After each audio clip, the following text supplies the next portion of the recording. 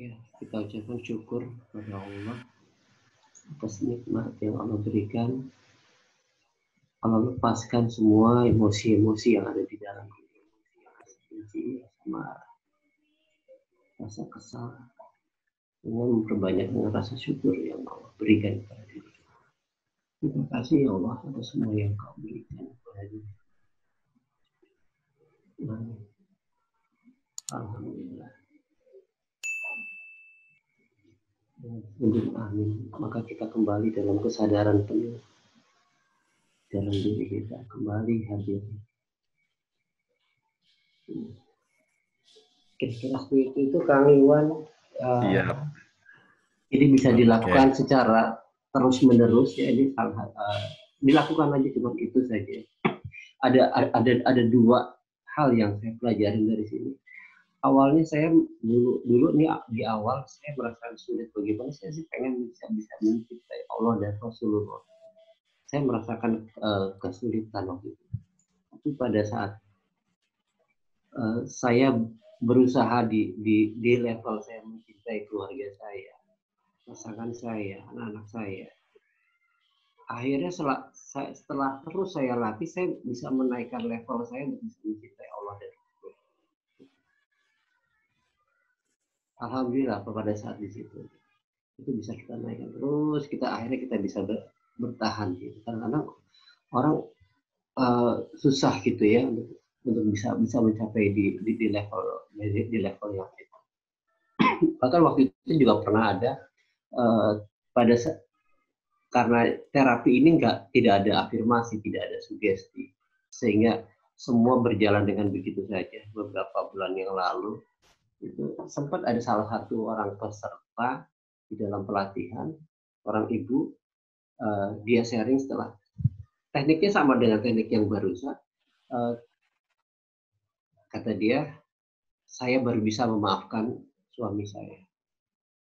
Jadi selama, saya nggak tahu ada permasalahan apa, jadi selama bertahun-tahun hingga suaminya meninggal, dia tidak pernah bisa memaafkan suaminya. Walaupun saudara-saudaranya bilang, maaf, tapi saya bisa maafkan. Jadi pada energi cinta ini, energinya sangat dahsyat, sangat besar sekali.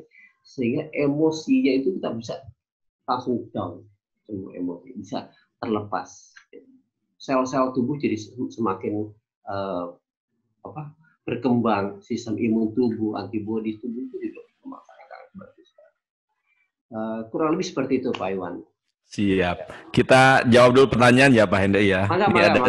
Dari Pak Nyoman Udayana nih. Mau bertanya, kalau pesertanya dari non-muslim, bagaimana cara Bapak menjelaskan tentang hati, misi manusia dan tujuan hidup? Terima kasih. Silakan Pak Hendri. Biasanya kalau untuk yang dari non-muslim saya nggak keluarin yang tadi ayat-ayat, saya cuma bisa berbicara saya bicara secara umum karena ada beberapa hal yang tentang hati itu universal, karena saya juga ngambilnya dari beberapa penelitian Institute of Heart Math di Amerika. Ada penelitian itu memang ternyata polanya sama, mempunyai pola yang sama, bahwa intinya manusia punya hati itu yang ada yang sehat, ada yang sakit, ada yang artinya udah mati. Di dalam agama apapun hal-hal yang seperti itu pasti akan ada gitu, sehingga jadi pada saat dia seperti ini, dia mau berdoa ya silakanlah berdoa menurut agamanya masing-masing gitu ya. Yang Hindu dengan cara di Hindunya, dengan meditasinya, yang Kristen, Protestan atau enggak, dan yang lain-lainnya. Kalau yang Islam tambah dengan zikir, kalau yang Islam gitu. Itu zikir, salawat gitu, terserah. Nah itu sangat-sangat bisa dibuat secara universal, karena emang ini cinta itu sangat-sangat universal. Kalau tadi ngelihat saya sedikit ada itu bagaimana orang itu bisa berpelukan ya dengan hewan gitu ya gitu. Ada nggak ya? Gitu. Kalau kita mungkin pernah lihat di video gitu, orang kok bisa sih pelukan dengan hewan buas, harimau, singa dengan buas. Kok bisa ya, pawang kali ya. Sebenarnya masalahnya bukan ada di pawang ya, tapi dia mempunyai rasa cinta terhadap hewan tersebut gitu. dan hewan itu dia ingat kalau orang yang benar-benar mencintainya dia gitu. Nah, itulah cinta. Dia menjadi sangat universal. Itu Pak Nyoman. Ya Pak Nyoman, jika masih ada yang ditanyakan silakan. Teman-teman yang mau bertanya boleh di chat ya, atau boleh juga langsung bertanya ke boleh, Pak Henry ya. Ini kita jawab dulu, ada pertanyaan dari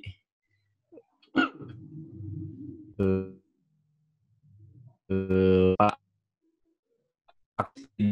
dari awal bisa membersihkan dari masa lalu yang kelam, Pak Henry. Apa? Yang mana? Bagaimana cara praktis desain memulai membersihkan kelam? Cara praktis putus-putus Pak Iwan? Oke, boleh di atau di chat? Pak, agak jelek, mohon. Ya, ada di chat itu ya. Yang dari? Mana cara bisa membersihkan dari masa lalu yang kelam? Oh, Pak Agung nih. Dari, oh, Pak. Dari masa lalu yang kelam. Oh, Pak. Itu yang kembali pada tekniknya yang tadi sempat saya ceritakan, tekniknya yaitu teknik ikhlas. Dah ikhlas, kalau saya bilang ikhlas itu bodoh amat, gak usah dipikirin gitu. Ya sudah, punya masa lalu seperti apa, punya masa lalu yang kelam, punya rasa benci, punya rasa marah, dendam segala macam, udah bodoh amat, terserah deh, bodoh amat dah gitu. Lepas, bodoh amat, lillahi ta'ala, kembali kepada Allah. Secara cuman itu gitu. Kalau boleh ditambah satu, saya suka membuat satu gerakan, yaitu kita memutus energinya, energi negatif itu. Jika kita mempunyai energi yang baru, kita putus, yaitu kita lompat 180 derajat. Jadi kalau kita ngadep ke sana, akhirnya kita lompat ngadep ke belakang. Gitu. Dengan niat kita melepas semua energi negatif. Asik itu pada saat di kelas-kelas stress management itu, dengan saya ajak peserta lompat sampai setiap permasalahan dia, karena dia merasa ada beban, dia bawa ransel beban yang luar biasa pada saat dia mempunyai masalah, tapi dia harus melepas satu persatu, akhirnya badan dia menjadi ringan. Kembali itu tekniknya bodo amat gitu ya, teknik bodo amat, terserah Allah aja deh, terserah deh, semua kembali kepada Allah, nggak usah dipikirin, nggak mau mikirin dah. Yang penting semua itu lah. Kadang-kadang kembali dari hati, cuman kadang-kadang pikiran kita suka menginjeksi gitu ya, masa sih, udahlah, bodo amat. Ini kita harus kuatin dari hati kita, benar-benar baik. Makanya diawali dulu dengan cinta itu dulu, gitu. Memperbaiki dulu dari energi cinta itu, dengan energi cinta, sehingga pada saat kita mau melakukan terapi di teknik ikhlasnya itu, kita sudah mempunyai kekuatan di situ. Kalau kita mau langsung ke sana, kadang-kadang masih pikiran kita masih suka hari kemana-mana, merasa nggak mungkin gitu. Karena hati itu sangat-sangat berbahaya. Hati itu akan masuk, ada dua yang masukin dari ego kita, ego negatif kita nih, gitu ya, yang membuat kita ego kita. Lalu yang kedua, ada yang dari yang halus-halus, sesuatu yang halus ini bisa mengacaukan hati kita nih. Ada dari dua. Makanya kita harus perbaiki hati kita, kuatin hati kita dengan energi cinta, dan naikkan level energi cinta itu sampai level energi cinta kepada Allah dan Rasulullah, atau sesuai dengan agamanya masing-masing lah gitu ya. Gitu. Kira-kira seperti itu.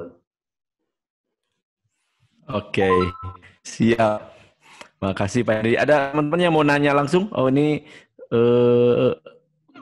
dari Bu Sias ya, dari Bu Dokter. Assalamualaikum Pak Henry, bagaimana cara agar kita bisa fokus atau konsentrasi terkadang sulit? Silakan Pak Henry. Karena kita fokus, konsentrasi kadang-kadang sulit. Oke, baik. dengerin aja musik yang tadi, gitu ya.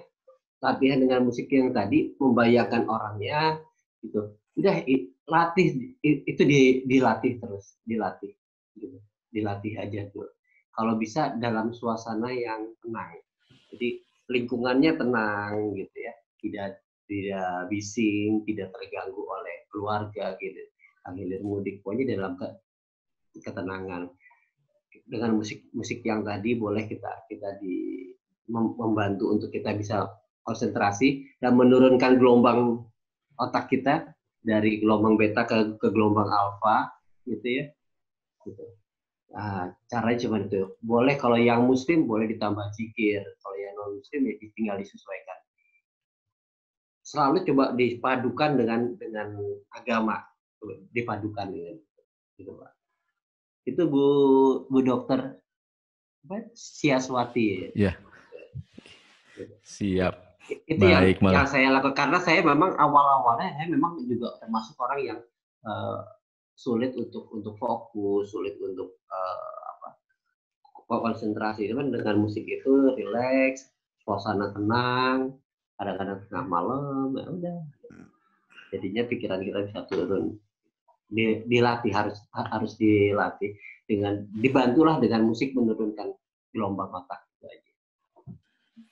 Baik, terima kasih. Teman-teman ada yang mau ditanya langsung juga di unmute saja ininya apa mic-nya? Di unmute, jangan di mute mic-nya. Jika ada yang mau bertanya langsung boleh silakan juga, atau kalau tidak di chat juga boleh. Silakan, ada yang Pak Wiji, Pak Teguh tanyakan boleh.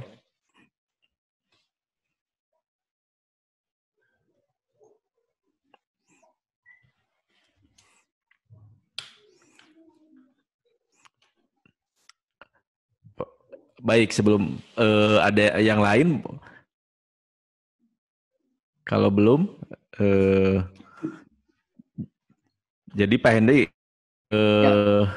tipsnya apa nih di Quantum Spiritual Call ini? Tips buat kita yang mudah gitu. Boleh minta tipsnya Pak Hendy? Ya, tipsnya sebenarnya cuma satu, bagaimana kita mengendalikan emosi kita. Itu aja. Mengendalikan emosi kita, karena kita harus bisa mengendalikan hati kita, karena kita harus tahu,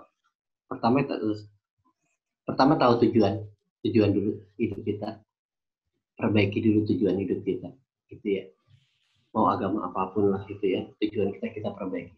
Lihat di masing-masing kitabnya gitu. Biar tujuan kita itu untuk apa, gitu. Lalu kita selalu bersihkan hati, bersihkan pikiran kita dari hal-hal yang negatif dengan apa? Cinta, syukur, tawakal, ikhlas. Gitu. Kalau dari agama lain mungkin tidak ada kata-kata tawakal, ikhlas. Ya tinggal disesuaikanlah bahasa dari tawakal, menyerahkan sepenuhnya pada Allah. Ikhlas itu udah nggak ngarep apa-apa, ibaratnya seperti itu, gitu ya. Dan perkuatlah untuk diri kita, sistem imun tubuh kita di dalam masa-masa yang seperti sekarang, juga bisa mengendalikan emosi kita, biar kita stabil dengan energi cinta. Itu aja Pak Iwan. Oke, siap Pak Hendra. Jadi yang pertama tujuan kita perbaiki dulu ya, tujuan kita nih. Jadi ada tujuan di dunia ini maupun tujuan nanti nih setelah dunia ini. Yang kedua tadi pikiran dengan cinta, syukur, tawakal dan ikhlas gitu. Nah, supaya konsisten gimana, ini kan iman tadi kata Pak Hendra naik turun itu kadang sebenarnya kuncinya cuma di satu Pak, yang tadi energi cinta yang tadi Pak. Kuncinya ada di situ semua. Makanya cinta itu saya jadikan basic untuk bisa yang lainnya biar gak turun, dia harus kekuatannya, basicnya itu kan ibaratnya bangun rumah harus punya fondasi, fondasinya harus kokoh biar gak goyang, itu harus dikuatin. Cintanya yang harus dikuatin di situ Pak. Oke, insya Allah jadi kalau pada saat ini udah kuat, iya, Itu jadi kuat. Kalau misalnya itu udah kuat, insya Allah. Siap, makasih Pak Hendri. Teman-teman masih ada yang bertanya, silakan. Oh ini dari Pak Kang Ade dulu nih, silakan. Pak Hendri, bagaimana cara menjaga agar diri ini selalu menghadirkan ikhlas dalam setiap ikhtiar? Dalam ikhlas itu tawakal dulu. Kalau mau belajar ikhlas, belajar tawakal, berserah diri dulu. Udah nggak ngarep. Gitu. Jangan ngarep aja udah. Gitu. Kalau jangan ngarep, artinya kita akan mendapatkan satu infinity atau ketidakterhinggaan, dan pemilik ketidakterhinggaan hanya Allah. Terserah Allah aja mau ngasih lagi bagaimana. Gitu.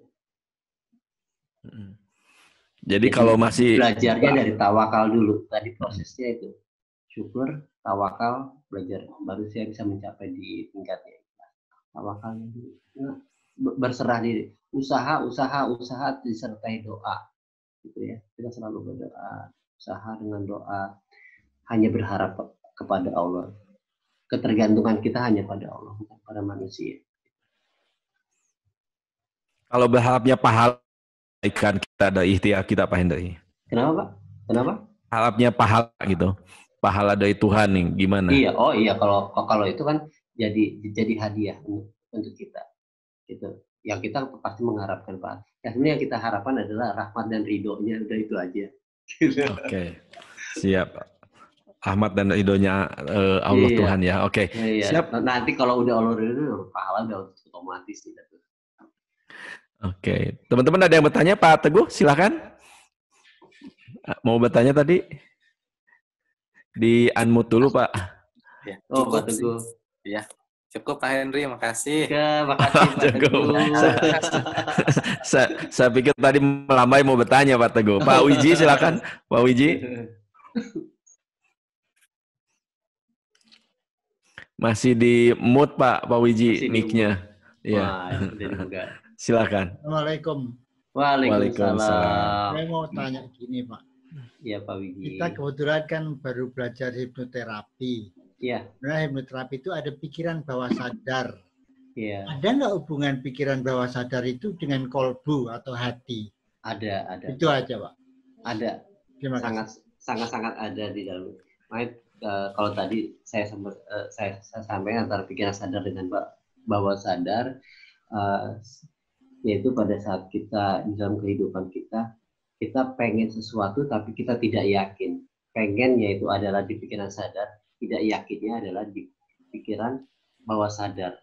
Nah, ini yang di bawah sadar itu, yang hatinya itu lebih banyak ada bermain di ranah bawah sadar. Walaupun secara penelitian dia bersifatnya paralel antara pikiran dan hati. Selalu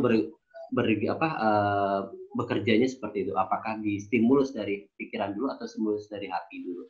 Kita nggak pernah tahu. Nah itu seperti itu.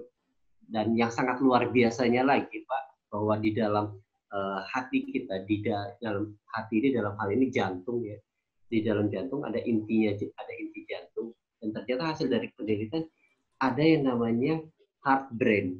Heart brain itu otak jantung. Kenapa disebut otak jantung? Karena di dalam otak jantung itu ada sinap-sinap atau neuron-neuron yang sama dengan yang ada di dalam otak kita yang ada di kepala itu. Dan jumlahnya bahkan luar biasa lebih banyak. Dan hati itu mempunyai vibrasi itu 4.000 sampai 5.000 kali lebih, vibrasinya lebih besar daripada vibrasi pikiran. Dan kita pada saat kita rileks tadi juga melakukan relaksasi, itu pikiran bawah sadar kita keluarkan lagi. Jadi itu akan selalu bermain di situ. Begitu Pak Wiji. Terima kasih Pak. Sama-sama Pak. Ya.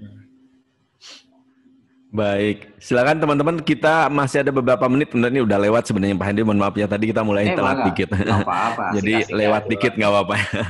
Boleh lah 5 menit lagi ya teman-teman, silakan jika ada yang mau bertanya, boleh langsung bertanya ke Pak Hendri, silakan. Oh itu ada Kang Opai dari Medan, itu luar biasa jauh-jauh. Pak Sabit silakan. Ada Bang Opai juga ya. Kopai. Assalamualaikum. Waalaikumsalam, Kopai. Waalaikumsalam. Allah, dari Medan ini luar biasa. Izin saya coba tadi apa disampaikan oleh Kak Rizwan bahwa tentang pengendalian emosional.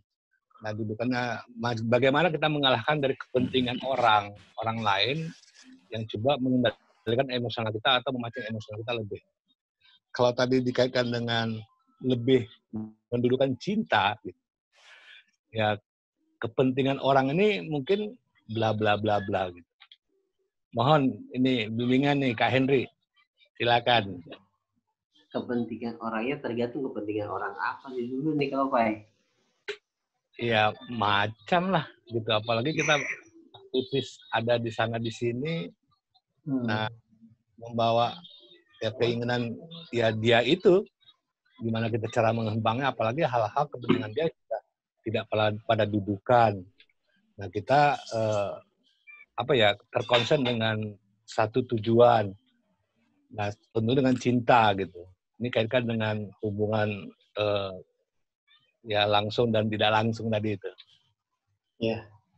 Jadi tergantung kalau misalnya hubungan dengan seseorang, setiap orang pasti mempunyai satu kepentingan. Kalau kepentingannya berbeda, tujuan hidupnya berbeda, maka frekuensinya pun jadinya akhirnya tidak sama, gitu ya. Jadi akan ada friksi di dalam frekuensi vibrasinya, merasakan tidak nyaman. Nah, semua kita kembalikan apakah itu berbahaya atau tidak. Jika tidak berbahaya, kadang-kadang ya udahlah terserah aja deh, gitu ya. Akhirnya kita belajar untuk sabar, karena apa? Perjalanan dari tawakal ke tingkat ikhlas itu kan gunung esnya semakin tinggi ya, semakin terjal anginnya. Nah, kesabaran yang harus kita punya. Baik, harus kita lihat dulu itu dari case per case gitu. Kasusnya seperti apa itu harus jelas juga. Jika memang berbahaya untuk kita ya harus kita apa yang harus kita lakukan gitu. Berbahaya untuk kita, apakah berbahaya untuk lingkungan kita, untuk agama kita, untuk orang banyak gitu. Tapi kalau misalnya sudahlah, kalau bisa kita hindari gitu. Yang penting kita bisa safe, kita tidak terganggu gitu. Itu bisa bisa kita lakukan itu. Namun kita lakukan ada satu hal lagi, kembali tadi ke energi cinta. Kita bisa secara omongan mungkin kita masih tidak bisa melakukan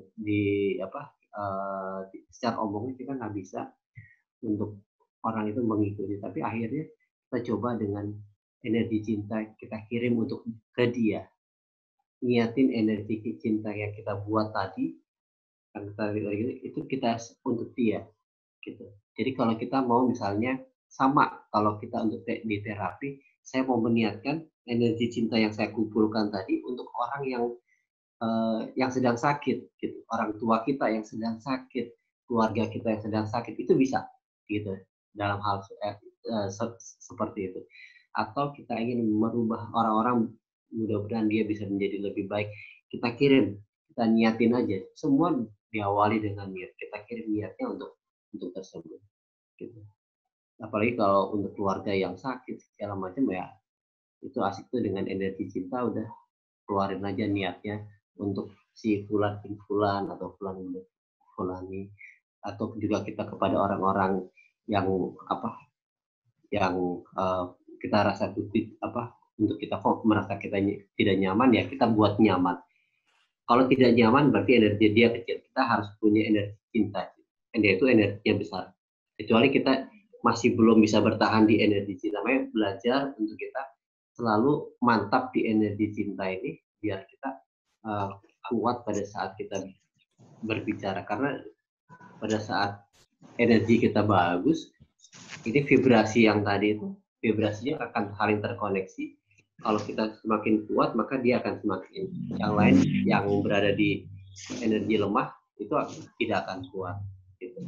Sama dengan misalnya kalau saya ngomong sedikit dengan makhluk gaib, Kalau kita punya energi cinta kita besar, makhluk gaib itu nggak berani sama kita. Karena apa? Merasa kepanasan dia, energinya bahaya. Karena saya sudah uji coba untuk yang seperti hal-hal yang seperti ini. Saya nggak ngapa-ngapain gitu. Saya cuman saya bangkitin rasa cinta, rasa sayang, dia ada kepanasan. Itu aja. Makasih Kak Henry. Iya, sama-sama Kak Opai. Oke, silakan. Ya, Assalamualaikum Pak Sabit. Waalaikumsalam Pak Sabit. Ya. Sabit. Mau nanya, Iya Pak Sabit. Bisakah terapi dari Banjarmasin? Bisakah terapi ini? Terapi? Bisakah terapi ini digunakan untuk gagap bicara? Gagap bicara. Anything is gak ada yang gak mungkin ya Pak ya. Selagi kita berusaha. Anak remaja SMP kelas 2. Coba aja. Karena tidak ada spesifik ini untuk apa. Bapak pegang aja kalau gagap bicara itu berarti kan di bagian pangkal lidah ya. Di pangkal lidah sini. Bapak pegang misalnya anak misalnya itu. Ya udah sambil dibangkitin energi cintanya itu. Dibangkitin, diperbesar terus. Itu harus diperbesar sambil berdoa. Minta kepada Allah, minta kepada Tuhan. Wah, ada di kamar mandi tuh. Gitu. Itu udah dipegang aja Pak seperti ini. Gitu. Sambil kita berdoa kepada Allah. Waktu itu pernah ada salah satu alumni saya, bahkan dia anaknya itu tunarungu, bisa dimatiin Pak. Bentar. KCPC nomor lagi di kamar mandi kali.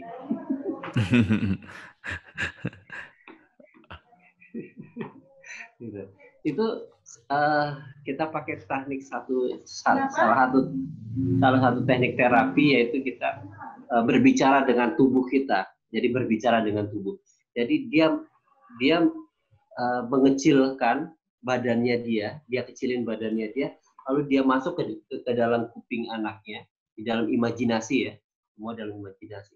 Dia masuk di dalam itu banyak rambut-rambut semua, lalu sampai dia di gendang telinga. Dia berbicaralah dengan gendang telinga. Gitu. Dia berbicara, akhirnya maunya seperti apa sih telinga? Oh, maunya begini, gini. Oke. Akhirnya dia keluar, maunya seperti ya udah dia minta dikasih vitamin, dikasih apa. Kadang-kadang kita selalu apapun lah Pak. Waktu itu juga di dalam kelas ada peserta gitu ya.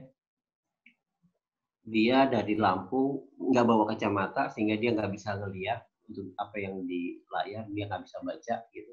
Lalu dia terapi gitu, akhirnya sampai sekarang dia nggak pakai kacamata. Dan itu sebenarnya awalnya dari keyakinan kita yakin kita bisa nyembuhin gitu untuk dia.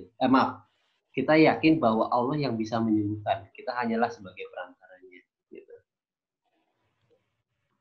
Kalau saya kadang-kadang masih pakai ini, saya belum berhasil, kayak masih belum yakin dengan diri saya bisa sembuh gitu. Begini. Ya itu namanya manusia. Kayak keyakinan. Kalau dia yakin gitu. Jadi masing-masing peserta itu kadang-kadang si alumni punya sesuatu yang mereka eksplor sendiri dengan teknik dasarnya semua sama. Ada di energi cinta itu Pak. Itu Pak Tohari. Oke. Baik, ini kita sampai jam 9 nih, masih ada 5 menit lagi ya Pak Henry ya. Boleh mungkin satu pertanyaan lagi jika teman-teman ada yang mau bertanya, silakan saya kasih kesempatan lagi. Oke, kalau nggak ada mungkin Pak Henry boleh sebagai penutup apa nih yang bisa disimpulkan dari kuantum spiritual kolbu ini Pak, silakan Pak. Ya, dari kuantum spiritual bagaimana kita bisa menjaga hati kita untuk bisa hidup dengan baik sehingga kita dapat pulang pada saatnya kita pulang dengan hati yang bersih.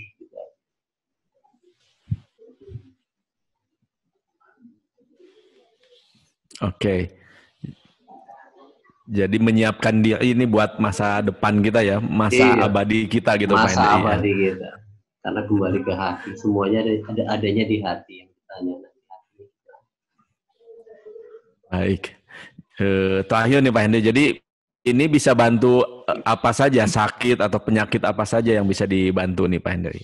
Insya Allah, karena kita mintanya pada Allah, pada Tuhan, pada prinsipnya semua bisa lah semuanya. Almarhum Pak Yan Nurindra gitu, guru kita ya Pak Iwan, itu juga pernah nyobain juga dengan energinya ini waktu beliau sakit di kelenjar getah betisnya gitu. Nah itu apa aja lah kadang-kadang bisa gitu.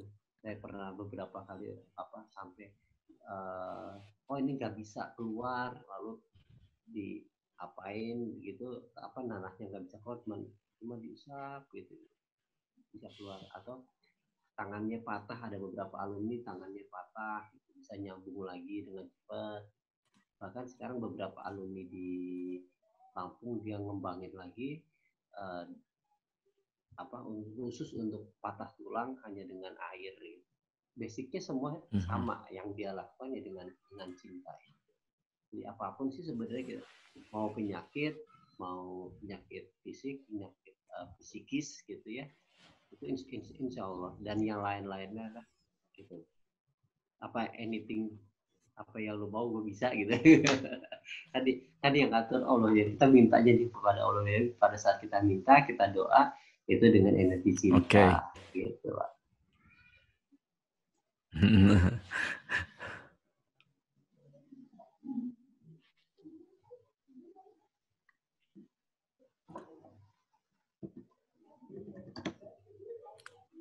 Oke, baik nih Pak Hendy. Makasih nih berbaginya Pak Hendy.